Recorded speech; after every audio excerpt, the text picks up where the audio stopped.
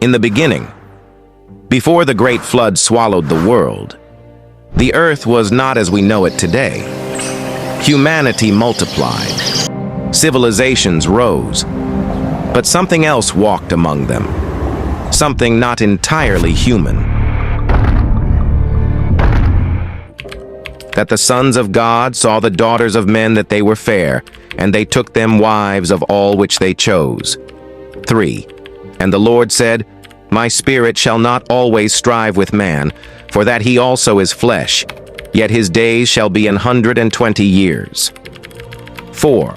There were giants in the earth in those days, and also after that, when the sons of God came in unto the daughters of men, and they bare children to them, the same became mighty men which were of old, men of renown.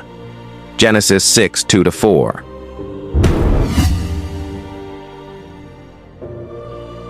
The Bible calls them the Nephilim. They were described as giants, warriors, legends whose size and power shook the ancient world. Sons of God, heavenly beings, looked upon human women and took them as wives.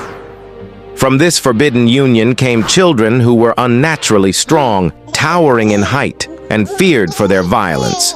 These giants roamed the earth, dominating villages, crushing armies, and setting themselves up as kings. Their strength was unmatched. Their presence filled the world with terror.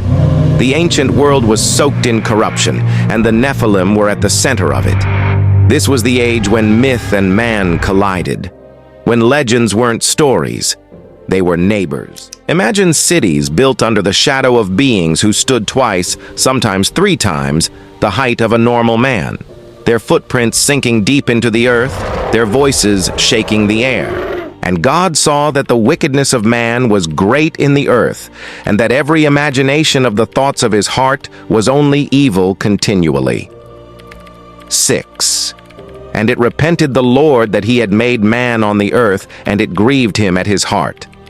7.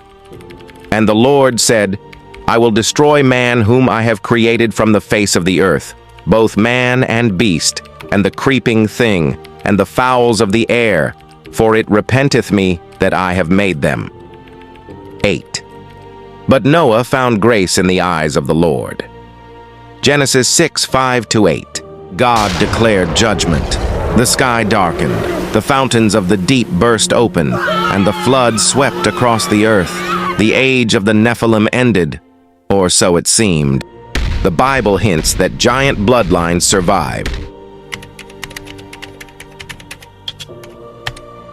Deuteronomy 1:28-28. Whither shall we go up?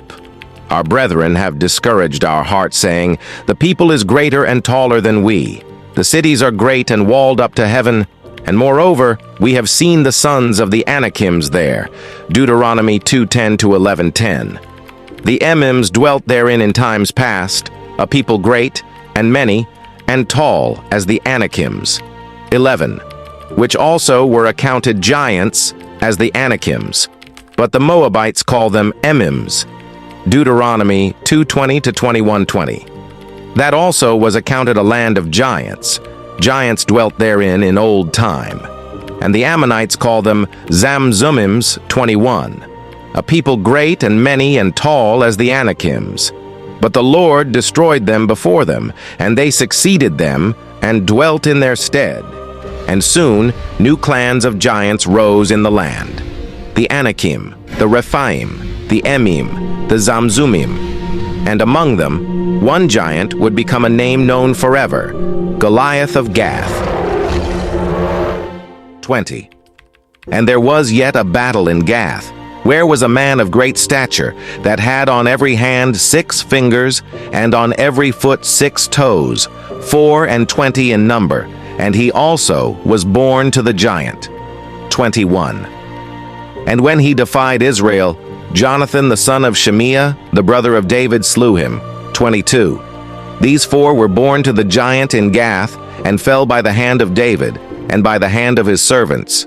2 Samuel 21:20-22. But Goliath was only one of many giant warriors in his clan. These giants weren't myths. They were tribes. Nations feared them. Israel fought them. and God used ordinary men to bring them down. As history marched on, the giant clans grew smaller. Battle after battle pushed them into extinction. Until finally, the last of the Nephilim blood faded into the dust of ancient warfare. But their memory did not die. Stories of enormous bones, fallen warriors, and impossible structures remained, echoes of a world once ruled by giants. Who were the Nephilim truly? Were they fallen angels' children? Were they mutated humans? Were they something else entirely? The Bible gives only pieces, but the world still feels their shadow.